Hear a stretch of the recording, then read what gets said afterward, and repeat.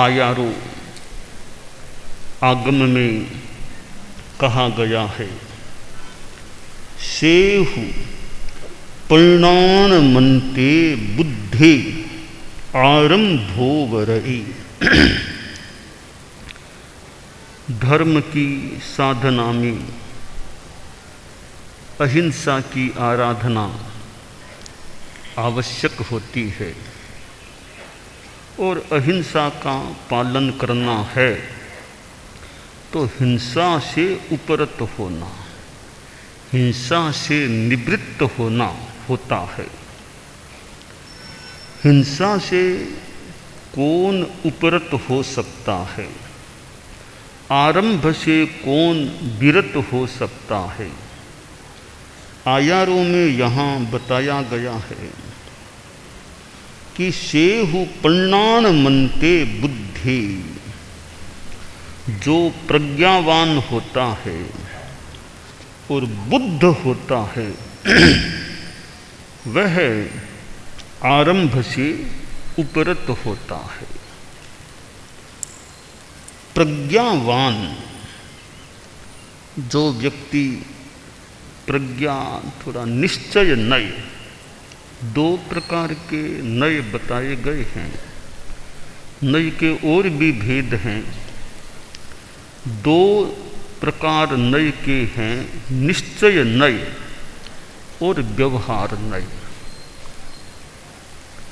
दोनों दृष्टियां हैं, दोनों अपनी अपनी जगह सही भी है, पर दोनों का अपना अपना मंतव्य होता है। निश्चय नय, व्यवहार नय। एक आदमी कहता है कि भंवरा, ब्लैक बी, भंवरा काला होता है, तो बात कोई गलत नहीं है, भंवरा काला होता है। कोई देखो भंवरा काला लग रहा है तो भंवरा काला है, यह बात गलत नहीं है, सही है। एक दूसरा तत्वज्ञानी आदमी बोलता है कि भंवरा 5 वर्ण वाला होता है, कृष्ण, नील, पीत, रक्त, श्वेत, 5 वर्ण भंवरे में समाहित समाविष्ट होते हैं। अब प्रश्न हो सकता है भी, यह आदमी कह रहा है कि भंवरा काला होता है, उधर दूसरा आदमी कह रहा है कि भंवरा 5 रंगों वाला, 5 वर्ण वाला होता है, तो सच कौन झूठ कौन। अब यहाँ कहने वालों का अभिप्राय सही है, इरादा सही है, कोई दुर्भावना नहीं है, राग द्वेष प्रेरित होकर नहीं बोल रहे हैं, तो दोनों ही बिल्कुल सही हैं। भंवरा काला है, यह स्टेटमेंट, यह कथन सत्य है, सही है कि देख लो भंवरा काला दिख रहा है। यह व्यवहार नय की भाषा है, भंवरा काला है। अब दूसरा वह तत्वज्ञानी व्यक्ति कहता है कि भंवरा 5 वर्णों वाला होता है।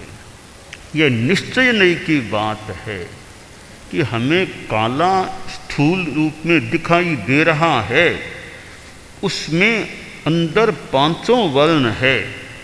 नीलापन, नीले परमाणु, नीला भी है, रक्त भी है, पीला भी है, श्वेत भी है। तो सूक्ष्म दृष्टि में जाएं तो भंवरा 5 वर्णों वाला होता है, कृष्ण, नील, पीत, रक्त, श्वेत। सामान्य हमारी दृष्टि, स्थूल दृष्टि से बात करें तो भंवरा काला होता है। एक निश्चय नय है, निश्चय नय में कुछ सूक्ष्मता हो सकती है, गहराई हो सकती है, व्यवहार में स्थूल दृष्टि हो सकती है, सतहीपन हो सकता है, परंतु दोनों बातें अपनी अपनी जगह ठीक है। एक आदमी कहता है भी मैं अकेला हूँ, मैं अकेला हूँ, एको हम, अकेला हूँ। दूसरा आदमी कहता है कि भी मेरा पूरा परिवार, मेरा समाज मेरे साथ है, मैं अकेला कहाँ हूँ, सब मेरे साथ हैं। तो अभी कौन सी बात सही है? मैं अकेला हूँ यह कथन सही है, या कि मैं अकेला नहीं पूरा समाज मेरे साथ है, यह कथन सही है? अब यहाँ भी हम निश्चय नय और व्यवहार नय को काम में लें तो दोनों ही बातें सही हो सकती हैं। कैसे? कि भी मैं अकेला हूँ, एक अध्यात्म के परिप्रेक्ष्य में आदमी सोचता है कि भी मैं अकेला आया हूँ, अकेला जाना है, अकेला कर्म बांधता हूँ, अकेले कोई भोगना है, तो मेरे कर्म मुझे ही भोगने हैं। कर्म भोगने तब कौन दूसरे आड़े साथ आएंगे? तो इस परिप्रेक्ष्य में हम देखें तो मैं अकेला हूँ, यह निश्चय नहीं की बात और सही बात कि मैं अकेला हूँ। अब दूसरा आदमी बोला कि भी अकेला का पूरा समाज मेरे साथ है, यह व्यवहार नई की भूमिका पर सही है कि मौके पर समाज साथ देता है, लोग साथ देते हैं, भाई कठिनाई आए सुख दुख आए हम साथ हैं।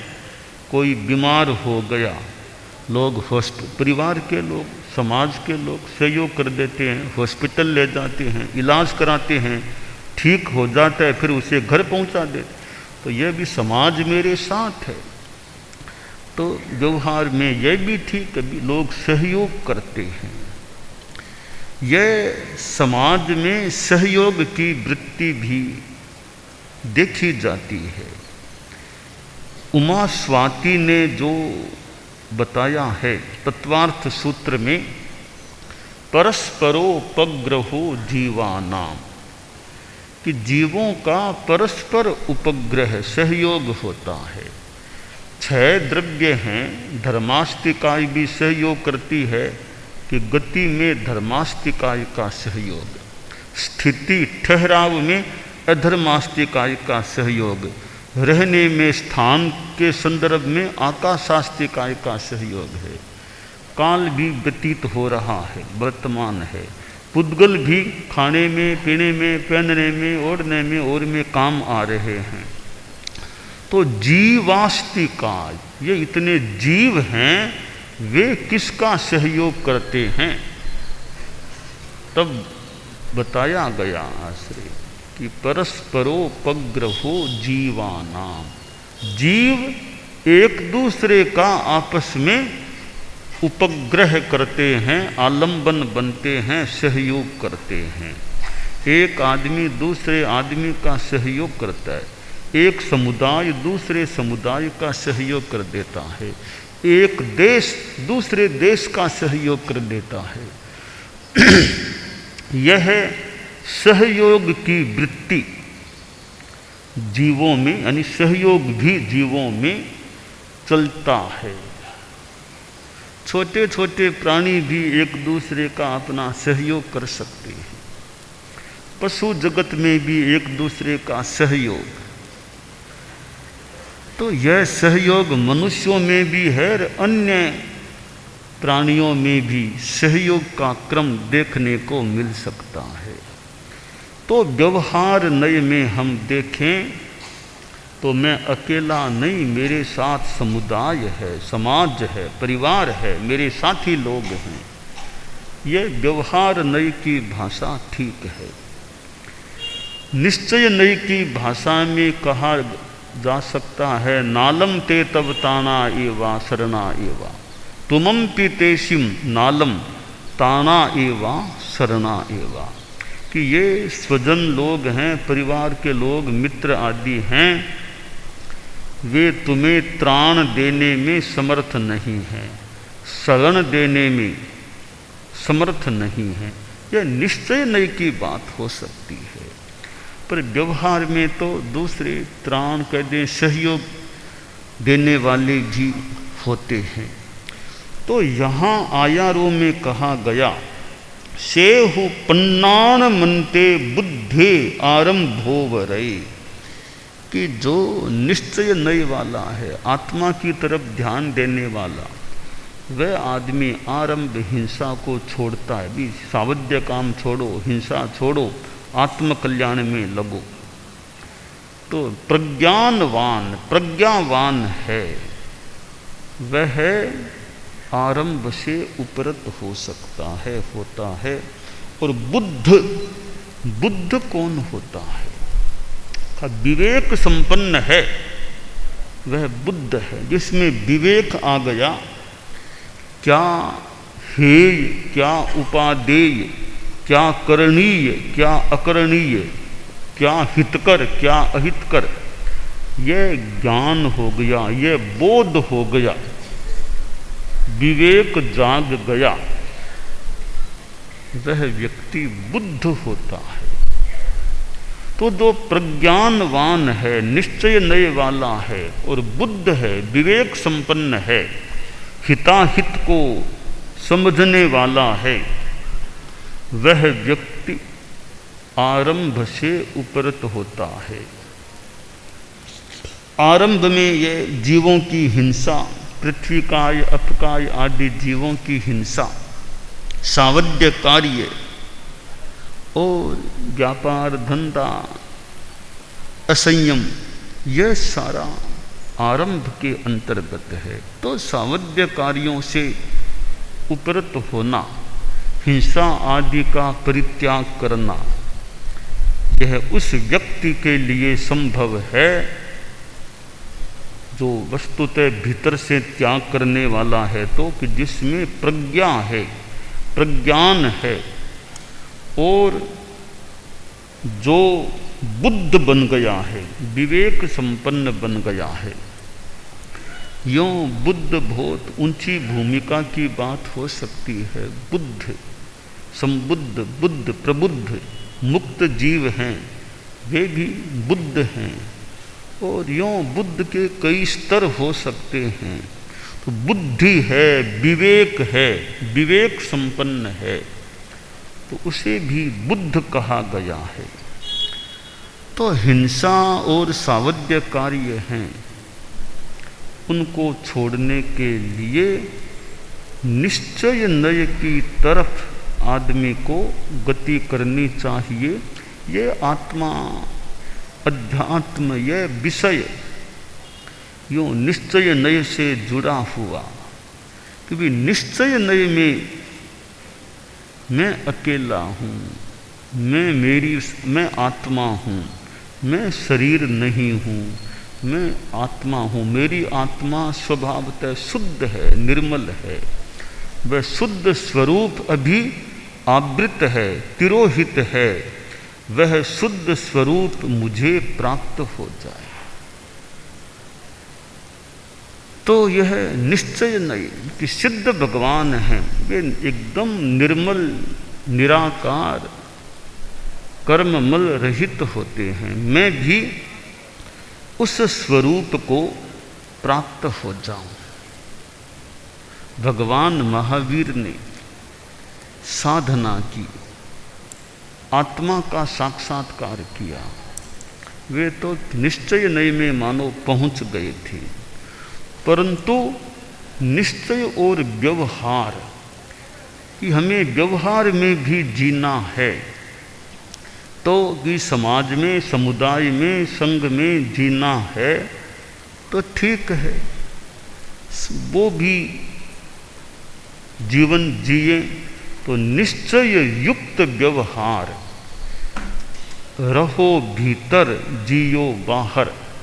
आचार्य श्री महाप्रज्ञ जी प्रेक्षा ध्यान कराते थे, रहो भीतर जियो बाहर, कि बाहर भी जीना है, समाज है, समुदाय है, बाहर में जीते हुए भी भीतर में रहने का प्रयास। मैं आत्मा हूँ, बाहर में भी काम करना है, दायित्व निभाना है, सेवा करनी है, तो मैं अनासक्त रहूँ, मैं ज़्यादा आत्मा के परिणामों वाला रहूं, तो व्यवहार निभाने में कोई दिक्कत वाली इतनी बात नहीं।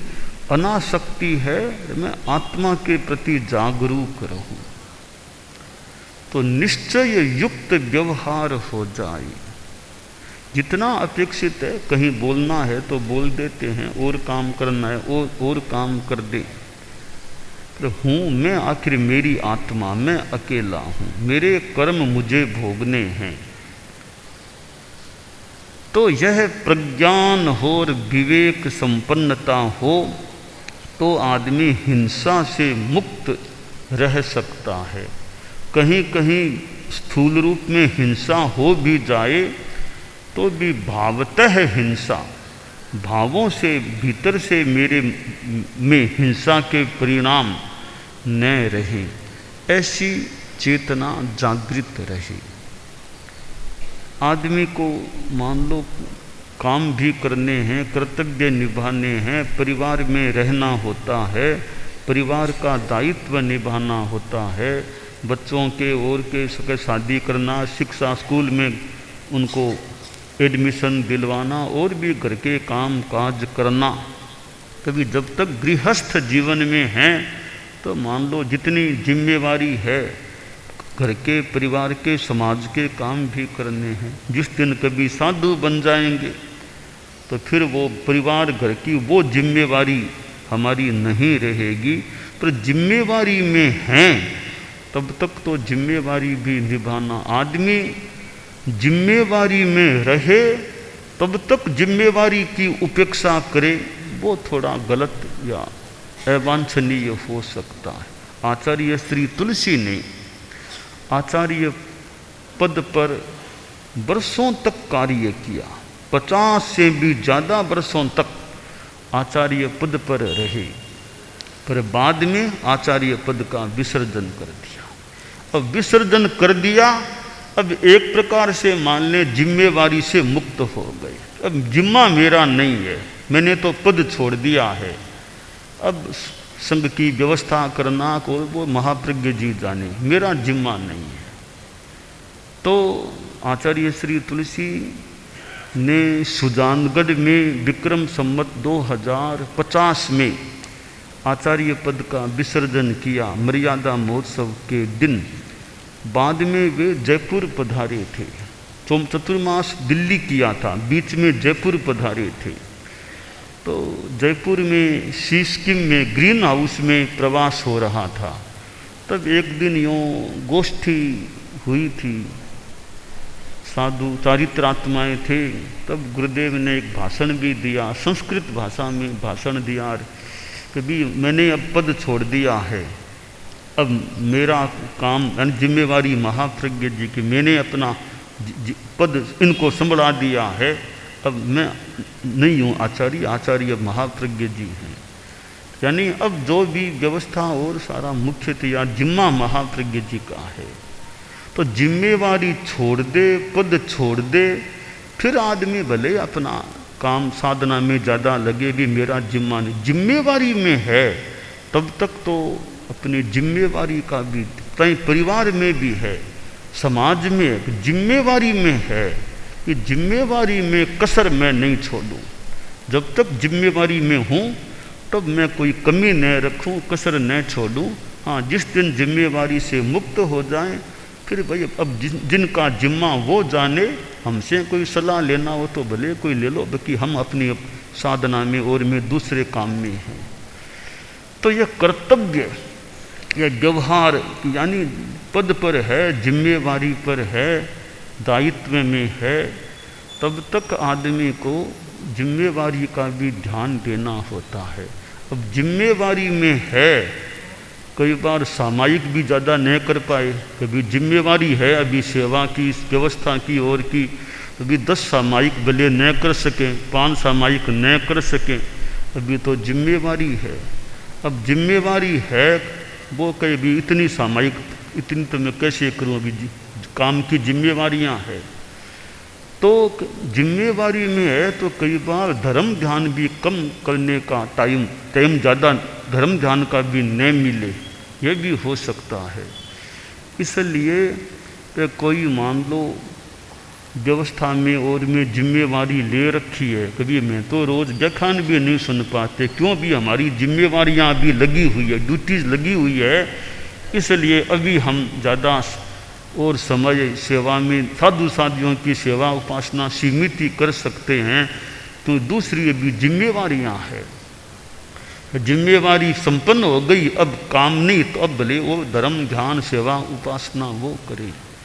इसलिए निश्चय और व्यवहार कि व्यवहार में आदमी जिस ड्यूटी पर हो जिम्मेवारी, तो आचार्य श्री तुलसी ने जो आचार्य पद पर थे तो वो वैसे कितना अपना जिम्मेवारी यात्रा करना, दूर दूर की यात्राएं करना, चौमासे और फरमाना करना, साधु साधियाँ श्रावक श्राविकाएँ संस्थाएं, वो कितना मानो ध्यान देते, समय लगाते अपना।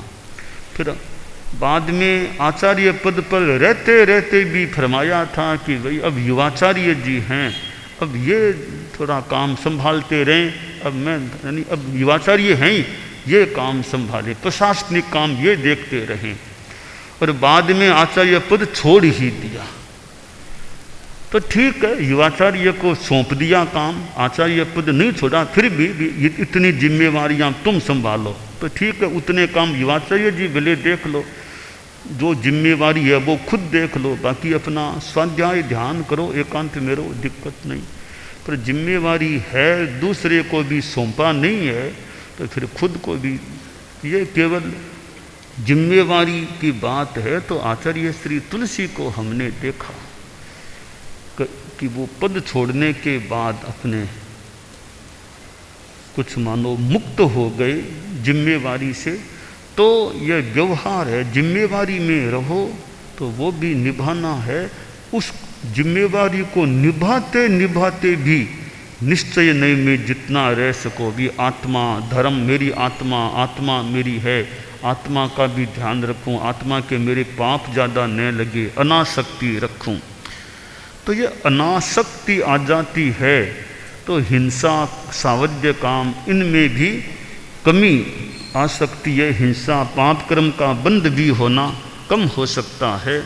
तो हमें जो आयारों में कहा गया है, सेहु प्रणान मनते बुद्धे आरंभो वरे, जो प्रज्ञावान है और बुद्ध पुरुष है आरंभ से वह उपरत होता है। तो हम निश्चय नय में भी जितना जी सकें जिए, व्यवहार में हैं तो व्यवहार को मानो निभाते हैं, भीतर में निश्चय में भी रहें, और जितना संभव हो हिंसा से सावध्य कामों से जितना उचित हो अनुकूल हो निवृत्त रहने का प्रयास करें, यह काम्य है।